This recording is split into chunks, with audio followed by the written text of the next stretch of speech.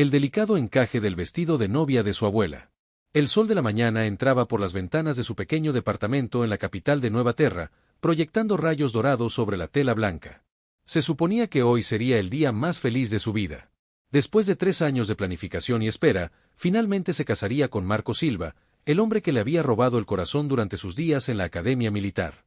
Nueva Terra fue una de las colonias más exitosas de la humanidad, un mundo de océanos de color azul cristalino y bosques esmeralda ubicados en el borde exterior del espacio conocido. Los cristales de energía únicos del planeta lo habían hecho rico y pacífico, proporcionando energía limpia a docenas de sistemas cercanos. Ana había vivido aquí durante 5 años, trabajando como científica militar mientras Marco comandaba la flota de defensa de la colonia. Su historia de amor había comenzado en los laboratorios de investigación donde Ana desarrolló nuevas tecnologías SHIELD y Marco las probó en misiones de patrulla. La ceremonia se llevaría a cabo en los jardines centrales de la ciudad, rodeados de árboles en flor que florecían durante todo el año gracias al clima templado de Nueva Terra. Se esperaba que asistieran 500 invitados, incluidos los colegas de Ana de la División de Ciencias, los compañeros oficiales de Marco y familias de todo el sector. Los padres de Ana habían viajado desde la Tierra solo por este día, trayendo consigo el precioso vestido de novia que habían usado 4 generaciones de mujeres Vera. Ana tocó el pequeño colgante de cristal en su garganta, un regalo de Marco que contenía un fragmento de la piedra de energía nativa de Nueva Terra. El cristal latía con una suave luz azul, respondiendo a sus emociones mientras su emoción y nerviosismo se mezclaban. Ella había soñado con este momento desde pequeña, imaginándose caminando por el pasillo hacia el hombre que amaba mientras amigos y familiares la observaban con alegría. El sonido de los motores de los aviones en lo alto llamó su atención, pero Ana lo descartó como vuelos de patrulla de rutina. Marco a menudo programaba seguridad adicional durante eventos importantes, y su boda ciertamente calificaba como importante para el liderazgo de la colonia. Volvió a concentrarse en el espejo, aplicando los toques finales de maquillaje que su hermana le había enseñado durante sus videollamadas desde la Tierra. Exactamente al mediodía, Ana llegó a los jardines en un vehículo de transporte decorado conducido por su padre. La escena fue perfecta más allá de sus sueños más salvajes. Las sillas blancas dispuestas en filas ordenadas daban a un arco cubierto de flores nativas, con sus pétalos brillando con fosforescencia natural. Marco se paró en el altar con su uniforme de gala, su cabello oscuro peinado hacia atrás y su sonrisa lo suficientemente brillante como para impulsar la ciudad. El capellán de la colonia esperaba a su lado, sosteniendo el libro ceremonial que los uniría como marido y mujer. El corazón de Ana se aceleró cuando comenzó a caminar hacia el altar, el brazo firme de su padre apoyando sus pasos temblorosos. Los invitados se pusieron de pie, las cámaras parpadeando y los niños señalando su hermoso vestido. Los ojos de Marco nunca abandonaron su rostro cuando se acercó, su expresión llena del mismo amor y asombro que sintió recorriendo su propio cuerpo. El colgante de cristal en su garganta latía más rápido, igualando el ritmo de su corazón latiendo. A mitad del pasillo, Ana se detuvo para sonreír a su madre, que lloraba lágrimas de felicidad en la primera fila. El doctor Luis Herrera, su supervisor de investigación, le dio un guiño alentador desde su asiento entre los oficiales militares. Todo era perfecto, todo era exactamente como ella había imaginado que sería durante esas largas noches en las que Marco estaba fuera en misiones de patrulla y ella trabajaba sola en el laboratorio. El capellán comenzó la ceremonia con palabras tradicionales que se habían pronunciado en bodas durante miles de años, y su voz se transmitía claramente a través de la multitud reunida. Ana y Marco se tomaron de las manos, entrelazando los dedos mientras se preparaban para pronunciar sus votos el uno al otro y a los testigos que habían venido a celebrar su unión. El sol de la tarde calentó los hombros de Ana a través de las mangas de encaje de su vestido, y una suave brisa agitó los pétalos de flores alrededor de sus pies. Marco habló primero, con la voz fuerte y clara mientras prometía amar y proteger a Ana por el resto de su vida. Sus palabras provocaron nuevas lágrimas en sus ojos al describir cómo su mente brillante y su buen corazón lo habían cambiado de un simple soldado a un hombre que entendía el verdadero significado del amor. Cuando llegó su turno, la voz de Ana vaciló de emoción mientras prometía estar a su lado a pesar de los desafíos que la vida pudiera traer a su pequeño rincón de la galaxia.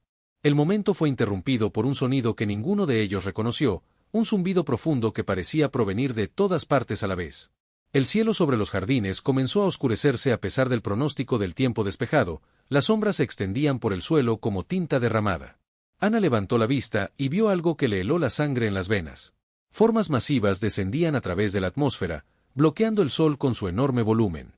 Los barcos no se parecían a nada en diseño humano, sus superficies lisas y negras como el vidrio volcánico.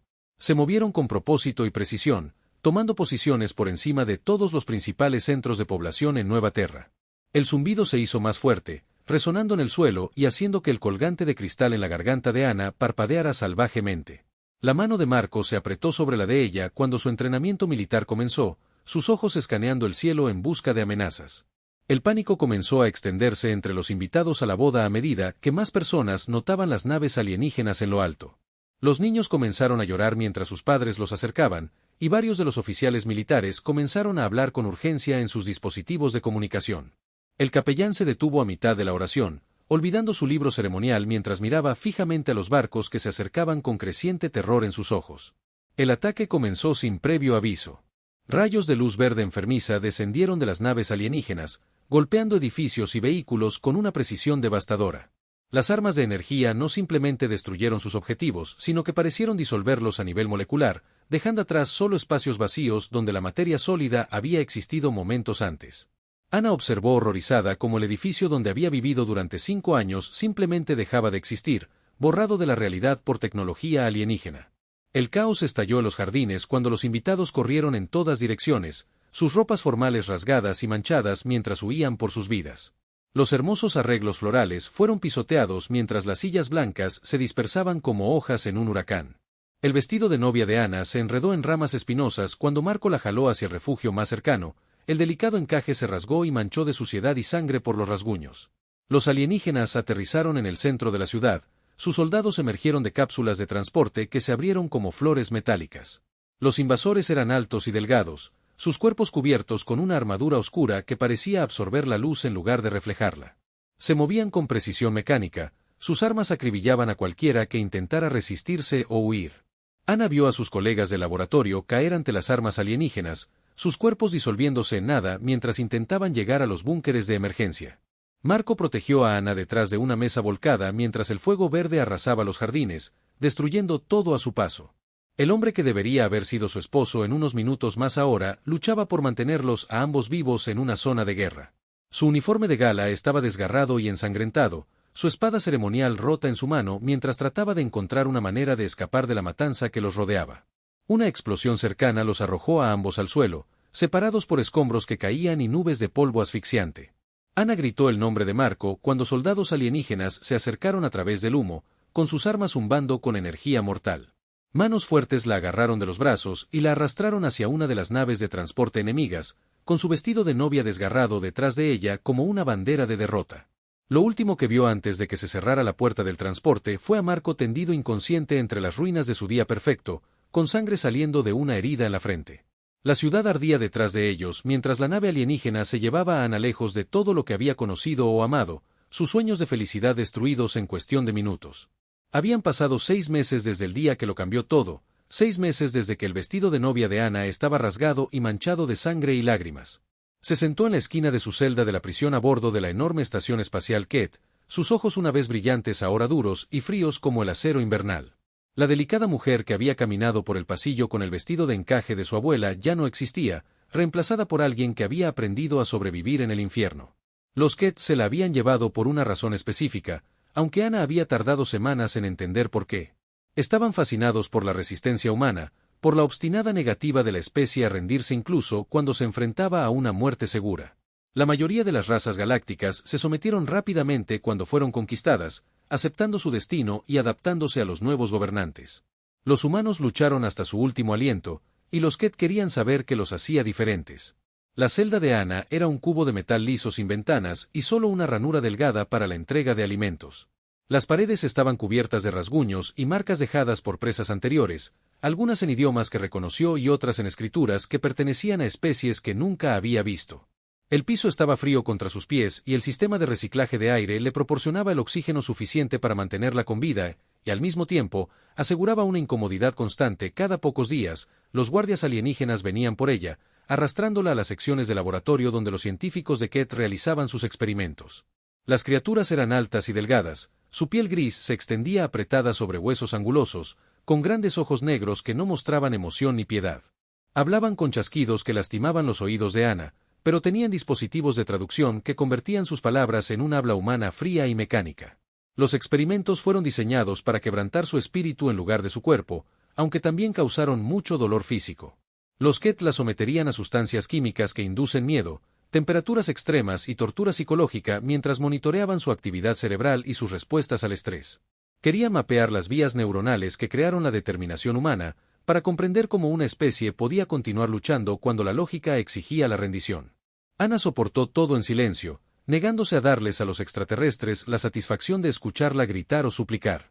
Había aprendido que la resistencia era más que defenderse con armas, era mantener tu humanidad frente a quienes querían destruirla. Cada día que sobrevivía era una victoria contra las criaturas que habían asesinado a sus amigos y destruido su mundo. Los otros prisioneros se convirtieron en sus salvavidas durante los momentos más oscuros. Tom Rivera era un exsoldado que había perdido a su esposa e hijos en el ataque a Nueva Terra. Su dolor se transformó en un odio ardiente por sus captores. Elena Cross había sido investigadora de armas antes de su captura. Su mente brillante ahora se enfocaba en encontrar formas de sabotear la tecnología alienígena que los rodeaba. Se comunicaban a través de un sistema de grifos y arañazos en las paredes, compartiendo información y planeando pequeños actos de rebelión que los guardias no podían detectar. El entrenamiento científico de Ana resultó valioso para comprender el equipo alienígena, mientras que la experiencia militar de Tom proporcionó conocimientos tácticos y la experiencia en armas de Elena ofreció información sobre la tecnología de sus captores. Durante un experimento particularmente brutal, Ana notó algo que los científicos de Ket habían pasado por alto en su arrogancia. Su tecnología operaba en un rango de frecuencia específico, y cuando esa frecuencia se interrumpía, sus sistemas se volvían inestables durante varios segundos. Era una pequeña debilidad, apenas perceptible, pero le dio esperanza a Ana por primera vez desde su captura. Comenzó a estudiar la tecnología alienígena con más cuidado durante cada experimento, memorizando los patrones y frecuencias mientras fingía estar rota por su tortura. Los Ket creían que estaban aprendiendo sobre psicología humana, pero Ana también estaba aprendiendo sobre ellos. Cada detalle que observaba era otra pieza del rompecabezas que estaba construyendo en su mente. El gran avance se produjo durante su cuarto mes de cautiverio, cuando Ana logró provocar un pequeño mal funcionamiento en el equipo de laboratorio. La interrupción duró solo 3 segundos, pero fue lo suficientemente larga como para probar su teoría sobre la debilidad de la frecuencia. Mantuvo este descubrimiento en secreto para todos, excepto Tom y Elena, sabiendo que su supervivencia podría depender de este conocimiento algún día. Por la noche, cuando la estación estaba más tranquila y los guardias menos atentos, Ana se acostaba en el piso de su celda y miraba al techo mientras planeaba vengarse. La gentil mujer que había estado entusiasmada con los arreglos florales y los sabores de los pasteles de bodas desapareció para siempre, reemplazada por alguien que soñaba con ver arder las naves Ket en el vacío del espacio. Los extraterrestres habían cometido un error crucial al mantenerla con vida, pensando que podrían romper su espíritu a través del estudio científico. En cambio, le habían dado tiempo para conocer sus debilidades y planificar su destrucción. Cada experimento que realizaron en ella proporcionó nueva información sobre su tecnología. Cada sesión en su laboratorio reveló más sobre sus métodos y equipos. Una noche, Ana escuchó sonidos provenientes de la celda contigua que no había notado antes. Las escuchas cuidadosas revelaron que habían llegado nuevos prisioneros, humanos de otras colonias que habían caído recientemente ante los ataques de los Ket. La noticia fue devastadora pero también alentadora, ya que significaba que la humanidad seguía luchando en toda la galaxia en lugar de rendirse al dominio alienígena. A través de la red de comunicación de la prisión, Ana se enteró de que se estaban formando grupos de resistencia dondequiera que los humanos aún vivieran libres. Pequeñas flotas de barcos estaban llevando a cabo ataques de golpe y fuga en las líneas de suministro de Ket, y algunas colonias habían logrado evacuar a sus poblaciones antes de que llegaran las fuerzas de invasión. La guerra estaba lejos de terminar, y la esperanza aún existía más allá de los muros de su celda de prisión.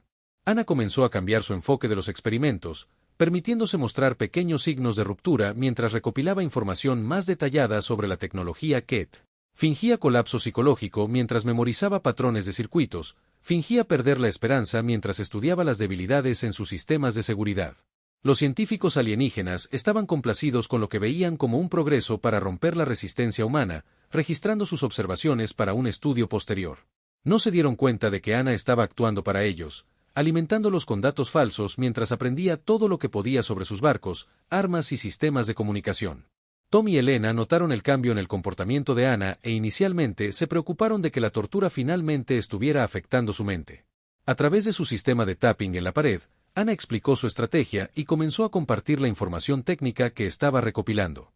Tom comenzó a trabajar en planes de escape utilizando el conocimiento de Ana sobre el diseño de la estación, mientras que Elena comenzó a diseñar armas que pudieran explotar las debilidades de frecuencia que Ana había descubierto. Los tres prisioneros pasaron semanas refinando sus planes, aprovechando cada momento entre experimentos para prepararse para su eventual intento de fuga. Sabían que solo tendrían una oportunidad de liberarse, y el fracaso significaría la muerte o una tortura peor. Pero la alternativa era pasar el resto de sus vidas como sujetos de laboratorio para científicos extraterrestres que veían a los humanos como nada más que especímenes interesantes. La transformación de Ana se completó cuando estuvieron listos para hacer su mudanza. La mujer que alguna vez se había preocupado por combinar servilletas con manteles ahora pensaba en términos de ventajas tácticas y debilidades enemigas. Su amor por Marco seguía siendo fuerte en su corazón, pero ahora iba acompañado de algo mucho más oscuro y peligroso. Mientras se preparaba para el intento de fuga que los liberaría o los mataría, Ana pensó en el vestido de novia que había sido desgarrado y ensangrentado en Nueva Terra. Ella había sido destruida ese día, tal como pretendían los extraterrestres, pero habían cometido un error crucial en sus cálculos. Asumieron que destruir a alguien significaba que permanecerían destruidos, sin considerar nunca que algunas personas podrían resurgir de sus propias cenizas más fuertes y peligrosas que antes. Los que estaban a punto de aprender por qué la humanidad era diferente de todas las demás especies de la galaxia, y Ana Vera iba a ser su maestra. Ente de mando del HSS Imperio, el buque insignia de la Federación Estelar Humana. A través de las enormes ventanas de observación, pudo ver la construcción de la Nueva Ginebra, la primera capital de la humanidad construida en el espacio. La estación era 10 veces más grande que Nueva Esperanza y servía como centro de un imperio que ahora controlaba 47 sistemas estelares. La transformación había sido notable. Después de la victoria de Helena sobre la flota arcturiana, los humanos de toda la galaxia abandonaron sus puestos en gobiernos y corporaciones alienígenas para regresar a casa. Trajeron consigo décadas de experiencia, conocimientos avanzados, y lo más importante, un ardiente deseo de demostrar que su especie merecía respeto. El éxodo humano había paralizado economías alienígenas que habían dependido de trabajadores y científicos humanos. El director Wilson, ahora ministro de Defensa de Helena, entró al puente llevando informes de todo el espacio humano. Helena, la última inteligencia muestra que el Consejo Galáctico finalmente nos está tomando en serio. Han programado una sesión de emergencia para discutir lo que llaman el problema humano. Helena sonrió mientras observaba cómo los robots de construcción agregaban otro nivel a la Nueva Ginebra. Déjame adivinar, quieren negociar. Más que negociar, respondió Wilson. Están asustados. Nuestra expansión en el sistema Vega los tiene preocupados, y nuestra nueva alianza con las colonias Tau Ceti ha cortado su principal ruta comercial hacia el borde exterior. La presión económica está funcionando exactamente como lo planeaste. Helena había aprendido de la historia humana que ganar batallas era solo el comienzo. El poder real provenía del control de los recursos y las rutas comerciales que otras especies necesitaban para sobrevivir. La Federación Estelar Humana había crecido mucho más allá de lo que esperaba cualquier especie alienígena. Helena había usado su conocimiento de la política galáctica para identificar puntos débiles en la economía alienígena y explotarlos sin piedad. Los humanos ahora controlaban las operaciones mineras en el sistema Centauri, los mundos agrícolas del clúster Sirio y los centros de fabricación del sistema Wolf. Cualquier especie alienígena que quisiera mantener su nivel de vida tenía que lidiar con comerciantes humanos y seguir los términos humanos. La mejor arma de Helena no era su flota militar, sino su comprensión de la psicología humana. Ella había unido a su especie en torno a una experiencia compartida de humillación y discriminación que todos los humanos en el espacio galáctico habían sufrido. Diplomáticos que habían sido ignorados, científicos que habían sido despedidos, trabajadores que habían sido tratados como prescindibles, todos tenían historias similares al día de la boda de Helena. Ella había convertido su dolor individual en un propósito colectivo. La capitana Lisa Park, directora de inteligencia de Helena, se acercó con un mensaje clasificado. Señora, hemos interceptado comunicaciones del alto mando Céfiro. Están planeando formar una alianza militar contra nosotros con los arcturianos y los quelarianos. La llaman la Coalición para la Estabilidad Galáctica. Helena se rió. Estabilidad. Significan la estabilidad de un sistema en el que ellos están a cargo y todos los demás les sirven. ¿Cuántos barcos planean traer? La estimación conservadora lo sitúa en 800 embarcaciones de las 3 especies combinadas, respondió Park. Están planeando concentrar sus flotas en el sistema Altair y exigir que nos retiremos de todos los territorios más allá del sistema solar. Helena caminó hacia la pantalla táctica que mostraba las posiciones de las flotas humana y alienígena en toda la galaxia. 800 barcos contra nuestros 400. Todavía piensan que se trata de números.